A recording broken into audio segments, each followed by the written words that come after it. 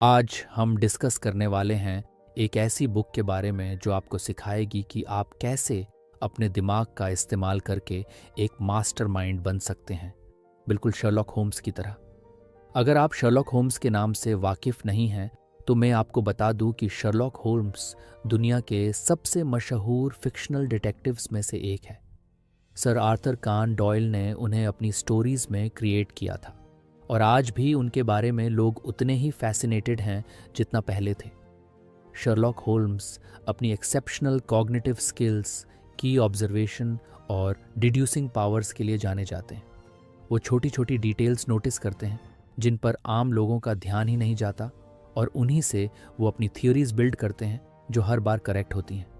तो क्या आपने कभी सोचा है कि आप भी शर्लॉक होल्म्स की तरह सोच सकते हैं?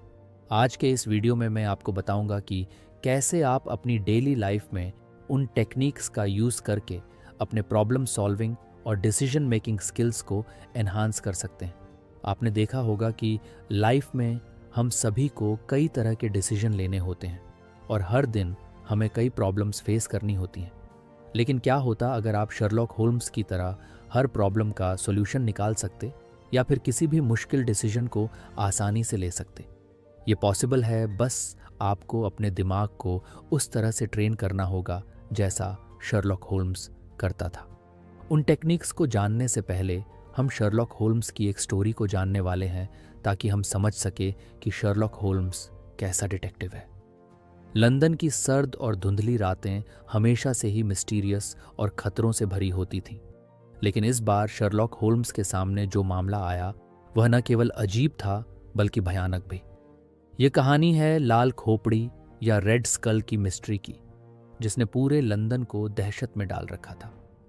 शर्लॉक होल्म्स और डॉक्टर वॉटसन घर पर एक शांत शाम का आनंद ले रहे थे जब दरवाजे पर अचानक से जोरदार दस्तक हुई। दरवाजा खुला और एक घबराई हुई महिला अंदर आई। उसकी आंखों में डर साफ झलक रहा था। उसने अपना इंट्रोडक्शन दिया। उसका नाम था मिसेस एलिजाबेथ मार्टिन, जो शहर के एक बड़े बिजनेसमैन की पत्नी थी। मिस्टर होल्म्स, उसने कांपती आवाज में कहा, मेरे पति को किसी ने मार डाला है और उनके शरीर के पास एक लाल खोपड़ी का निशान छोड़ा गया है। पुलिस इसे सुलझाने में नाकाम रही है और अब मैं आपकी मदद चाहती हूँ। होम्स ने मिसेस मार्टिन को शांत किया और मामले की पूरी इंफॉर्मेशन ली। मिस्टर मार्टिन की बॉडी उनके ऑफिस में मिली थी और शरीर के पास एक खोपड़ी का साइन लाल रंग से बनाया गया था। ये लाल खोपड़ी लंदन में हो रही दूसरी हत्याओं से भी जुड़ी थी। होल्म्स ने तुरंत जांच शुरू की। वह वॉटसन के साथ मार्टिन के ऑफिस पहुंचे। वहां की स्थिति देखकर होम्स को एक अजीब सा एहसास हुआ। कमरे में सब कुछ नॉर्मल लग रहा था, लेकिन एक चीज ने होम्स का ध्यान खींचा। वह था लाल खोपड़ी का निशान, जो शायद खून से बनाया गया था।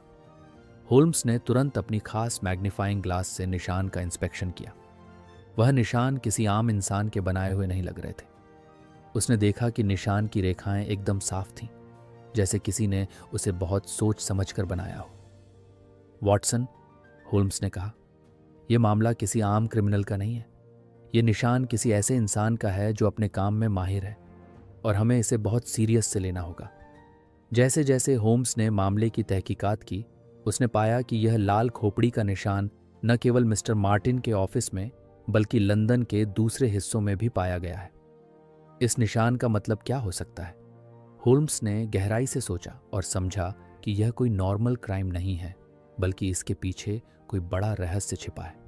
उसने पाया कि जिन जगहों पर ये निशान पाए गए हैं वे सभी किसी न किसी तरीके से एक सीक्रेट ऑर्गेनाइजेशन से जुड़े हुए थे, जिसे द रेड स्कल कहा जाता था। ये ऑर्गेनाइजेशन लंदन के अमीर लोगों को निशाना बना रहा था और उन पर दबाव डाल रहा था ताकि वे उनकी मांगें पूरी करें। होल्म्स ने अपनी जांच को और आगे बढ़ाया और जल्द ही उसे पता चला कि यह ऑर्गेनाइजेशन लंदन के कुछ बड़े बिजनेसमैन और लीडर्स का एक सीक्रेट यूनियन था, जो अपने ओपोनेंट्स को डराने के लिए लाल खोपड़ी का निशान छोड़ते थे। लेकिन मार्टिन की हत्या ने होल्म्स को हैरान कर दिया। आखिर वह भी तो इसी यूनियन का हिस्सा था, फिर उसकी हत्या क्यों?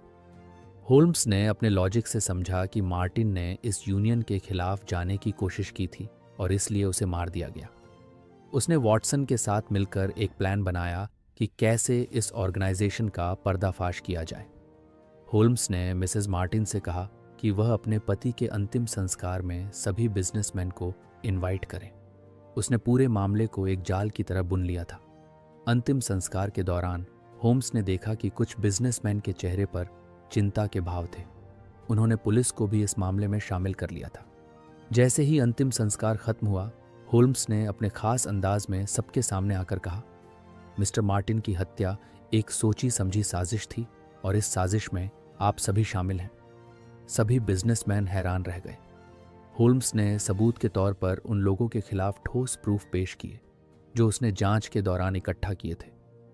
आप लोगों ने सोचा था कि आप इस शहर में दहशत फैलाकर अपने मंसूबों में कामयाब हो जाएंगे, लेकिन आप ये भूल गए कि अपराध की दुनिया में शर्लॉक होल्म्स से कुछ भी छिपा नहीं रह सकता। Ultimately the red skull organisation का भांडाफोड़ हो गया और सभी दोषियों को गिरफ्तार कर लिया गया। लंदन एक बड़े खतरे से बच गया और होल्म्स ने एक और कॉम्प्लेक्स मामले को सुलझाकर अपने स्किल का लोहा मनवा लिया। डॉक्टर वॉटसन ने इस मामले को अपनी डायरी में लिख लिया और इस कहानी ने होल्म्स के करियर में एक और चमकदार चैप्टर जोड़ा। होल्म्स के लिए यह सिर्फ एक और केस था, लेकिन उसकी सूझबूझ और लॉजिक ने एक बार फिर साबित कर दिया कि दुनिया में कोई भी मिस्ट्री उसके रीजनेबल दिमाग से परे नहीं है। जब भी शर्लॉक होल्म्स किसी भी केस की गुत्थी सुलझाता है तो उसकी सबसे बड़ी ताकत होती है उसकी ऑब्जर्वेशन और अटेंशन टू डिटेल की ताकत। शर्लॉक सिर्फ वही नहीं देखता जो सामने होता है, बल्कि वो उस चीज़ को भी देखता है जो नॉर्मल इंसान की नज़रों से छूट जाती है। ये चीज़ उसे दूसरों से अलग बनाती है। होल्म्स कहते हैं कि तुम देखते हो पर ऑब्जर्व नहीं करते।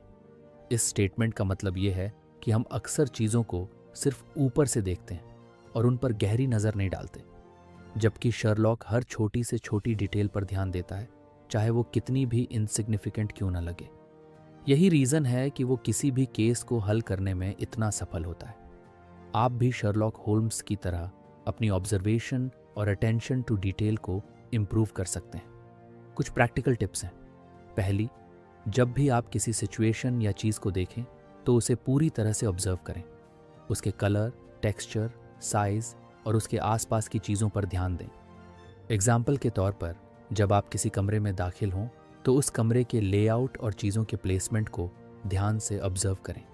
दूसरी टिप है, जब आप किसी से बात कर रहे हों तो सिर्फ उनकी बात सुनने की बजाय उनकी बॉडी लैंग्वेज, फेशियल एक्सप्रेशंस और उनके बोलने के तरीके पर भी ध्यान दें।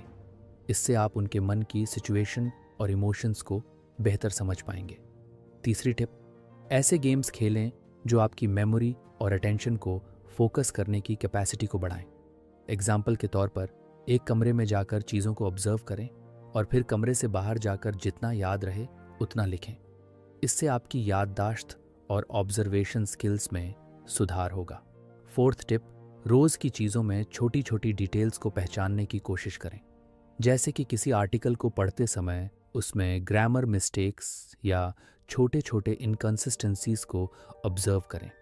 शर्लॉक होल्म्स की ऑब्जर्वेशन और अटेंशन टू डिटेल की ताकत को समझने के लिए आइए एक एग्जाम्पल पर नज़र डालते हैं। एक बार डॉक्टर वॉटसन और शर्लॉक होल्म्स अपने कमरे में बैठे थे।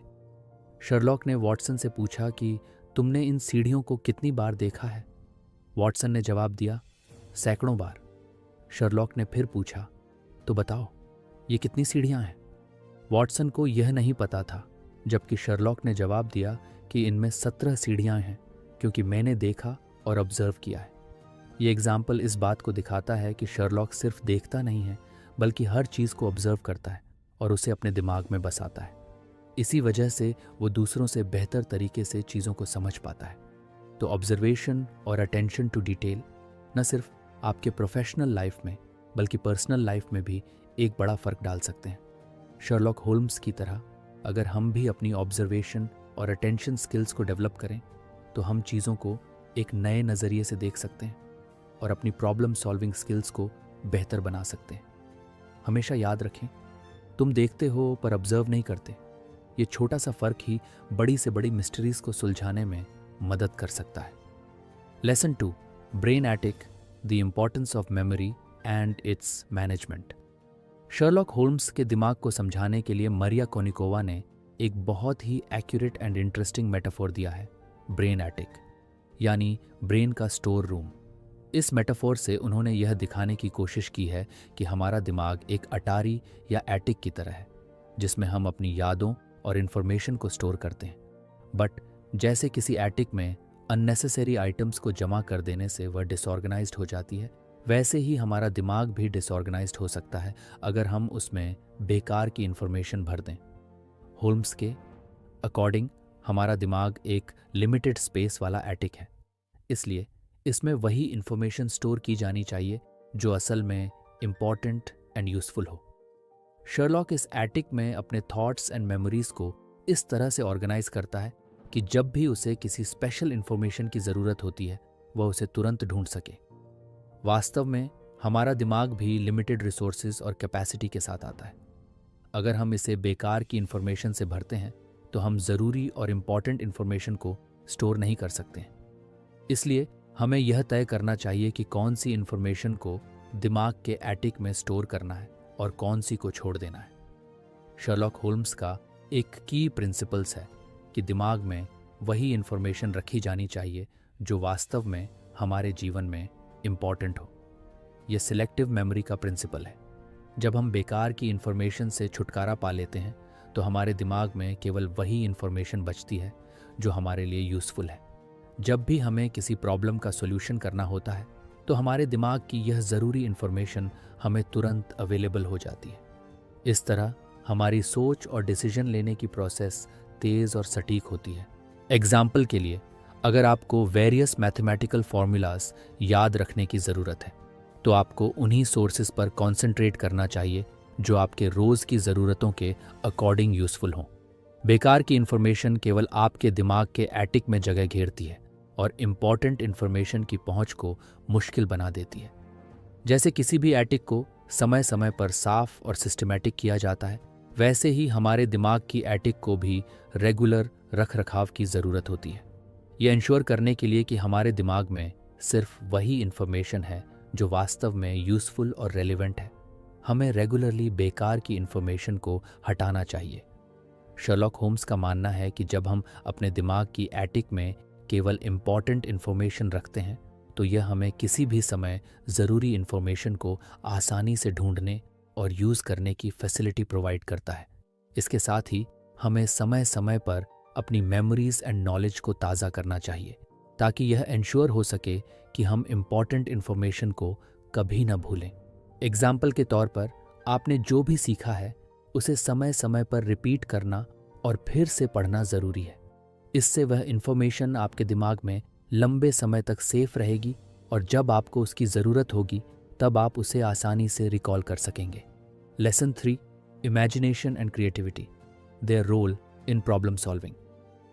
शर्लॉक होल्म्स को अक्सर एक लॉजिकल और फैक्ट बेस्ड इंडिविजुअल्स की तरह देखा जाता है, लेकिन उसकी सक्सेस का एक बड़ा हिस्सा उसकी इमेजिनेशन और क्रिएटिविटी में भी है। जब भी वह किसी प्रॉब्लम का सामना करता है तो वह सिर्फ अवेलेबल फैक्ट्स पर डिपेंडेंट नहीं रहता, बल्कि वह अपनी इमेजिनेशन का यूज़ करके अलग अलग पॉसिबिलिटीज़ और सिचुएशंस को इमेजिन करता है।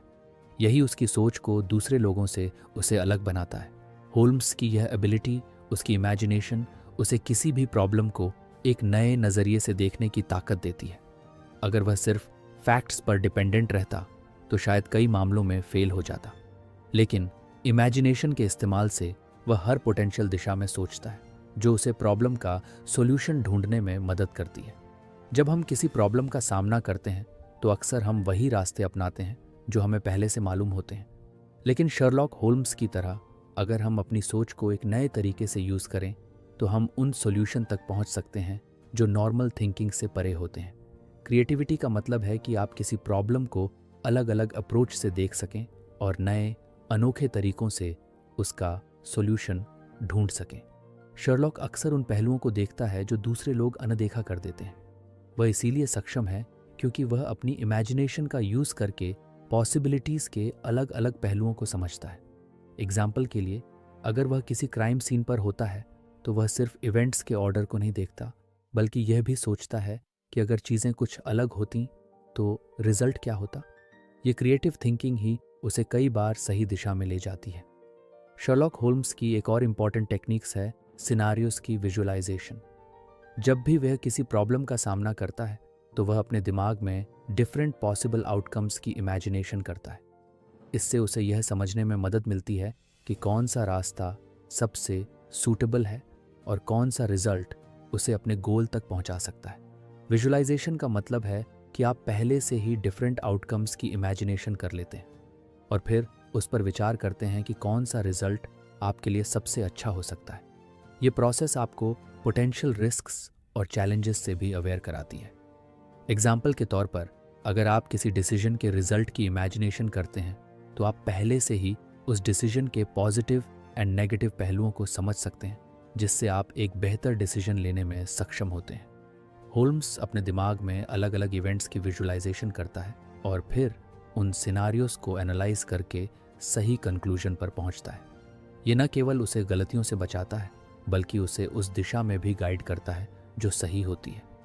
अगर आप भी अपनी क्रिएटिविटी और विजुअलाइजेशन स्किल्स को शर्लॉक होल्म्स की तरह डेवलप करना चाहते हैं तो कुछ टिप्स हैं। कभी भी किसी प्रॉब्लम को सॉल्व करने का सिर्फ एक तरीका न अपनाएं। अलग अलग व्यू पॉइंट से सोचें और नए आइडियाज़ के बारे में विचार करें। माइंड मैपिंग एक ऐसा तरीका है जिससे आप अपनी सोच को सिस्टमैटिक कर सकते हैं और नए थॉट्स को पैदा कर सकते हैं। ये आपको अलग अलग ऑप्शंस को एक साथ देखने और उनको कंपेयर करने में मदद करता है। रेगुलरली मेडिटेशन और विजुअलाइजेशन की प्रैक्टिस करें। यह आपके दिमाग को शांत करेगा और आपकी इमेजिनेशन को बढ़ावा देगा। जब भी आप किसी प्रॉब्लम का सामना करें, खुद से सवाल पूछें, अगर ऐसा होता तो क्या होता? अगर मैं ये डिसीजन लेता तो रिजल्ट क्या होते? इस प्रकार के क्वेश्चन आपके दिमाग को नए थॉट्स की ओर ले जाते हैं। Lesson 4, emotional control. जब भी वह किसी मामले की जांच करता है तो वह अपने इमोशंस को एक ओर रख देता है और पूरी तरह से लॉजिक और ऑब्जेक्टिविटी पर कॉन्सेंट्रेट करता है। ये इमोशनल डिटैचमेंट उसे क्लियरली एंड फेयरली सोचने में मदद करता है, जिससे वह बिना किसी पर्सनल बायस के सही कंक्लूजन तक पहुंचता है। इमोशंस का हमारे डिसीजन लेने की प्रोसेस पर गहरा इफेक्ट होता है। जब हम किसी प्रॉब्लम का सामना करते हैं तो हमारी भावनाएं, जैसे डर, गुस्सा या एक्साइटमेंट, हमारे लॉजिकल सोचने की क्षमता को रोक सकती है। होल्म्स हमें सिखाता है कि अगर हम अपने इमोशंस को कंट्रोल्ड करना सीखें तो हम किसी भी चुनौती का सामना करने के लिए बेहतर तरीके से तैयार हो सकते हैं। ये इमोशनल कंट्रोल हमें हमारी सोच को क्लियर एंड पर्पसफुल बनाए रखने में मदद करता है। शर्लॉक होल्म्स का ये अप्रोच स्टोइक फिलॉसफी से इंस्पायर है, जिसमें सिखाया जाता है कि हमें चुनौतियों के सामने शांत और लॉजिकल रहना चाहिए। स्टोइसिज्म के प्रिंसिपल्स के अकॉर्डिंग हमें उन चीज़ों पर कॉन्सेंट्रेट करना चाहिए जिन्हें हम कंट्रोल्ड कर सकते हैं और उन पर समय और एनर्जी बर्बाद नहीं करनी चाहिए जिन्हें हम नहीं बदल सकते। यही अप्रोच होल्म्स को किसी भी मुश्किल में काल्म और लॉजिकल बनाए रखती है। तो फ्रेंड्स, ये थी हमारी आज की बुक समरी। आपको कैसी लगी कमेंट करके ज़रूर बताएं और धन्यवाद आपका समरी एंड तक सुनने के लिए।